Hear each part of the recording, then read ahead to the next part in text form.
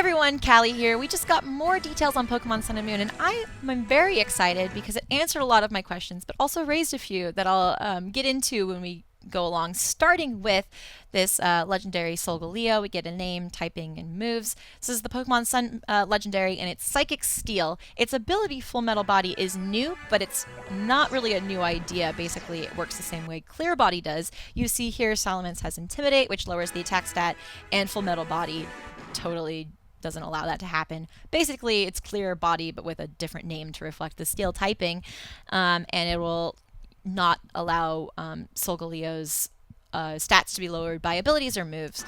I think it's mostly interesting when you combine it with this move. We're going to see this is Sunsteel Strike. It seems like it's Solgaleo's signature move. It's obviously very powerful. Salamence gets wrecked, but the cool trait of this move is that it will disregard the target Pokemon's ability. So there's a lot of ability checking going on with this Pokemon, and I think that's what makes it interesting to use in battle, even if the ability isn't particularly new or inventive.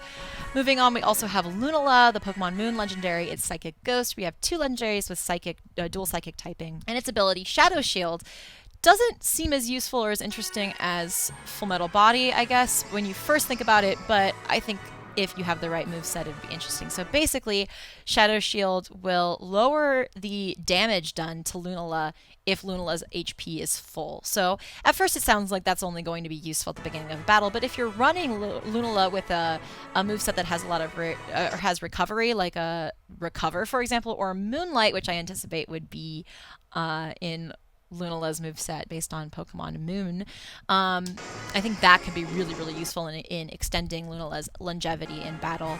You also get to see the move here, Moongeist Beam, which works much like Sunsteel Strike, and it doesn't take into account the target Pokemon's ability. You don't really see that here because I don't think it has anything to do with Levitate, but obviously it's also very powerful.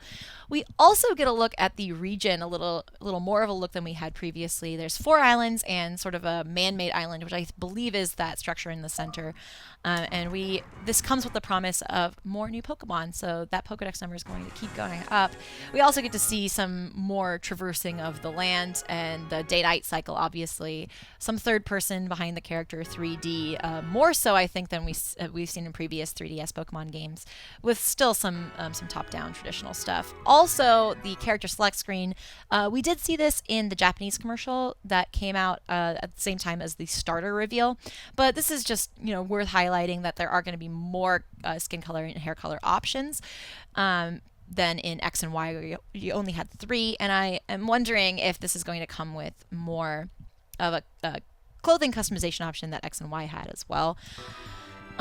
This part of the trailer I think is the most interesting to me, which might sound strange, but Professor Kukui is very interesting. Basically, his focus of his studies is Pokemon moves. If you don't know, every Pokemon professor has a specialty. Professor Elms, for example, in the Johto region is studying Pokemon breeding, and that was a huge part of the Pokemon story. So in conjunction with the new moves we saw from the legendaries, those kind of interesting moves that don't take into account abilities or anything like that, I'm wondering if that has a big part in the story of Sun and Moon, especially with Kukui's focus on Pokemon moves.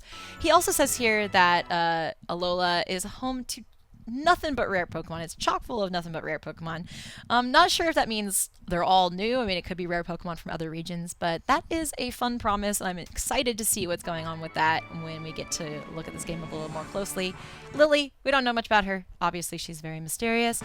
And how are kind of the two characters we're looking at as far as not really rival characters. Pokemon sort of moved away from that, but friendly sort of other NPCs that you'll be dealing with along your journey.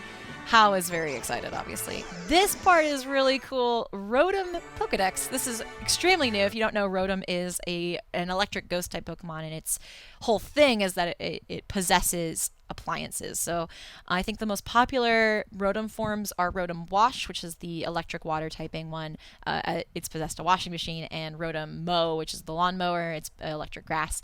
And this isn't a new form of Rotom as far as I can tell. I really don't think it is. This is just a new version of the Pokedex with Rotom, which means it'll have a personality. And you can see, going back just a little bit, you can see it has a little sassiness to it. So it's very personable. And the interesting thing there is that's really unheard of with Pokemon.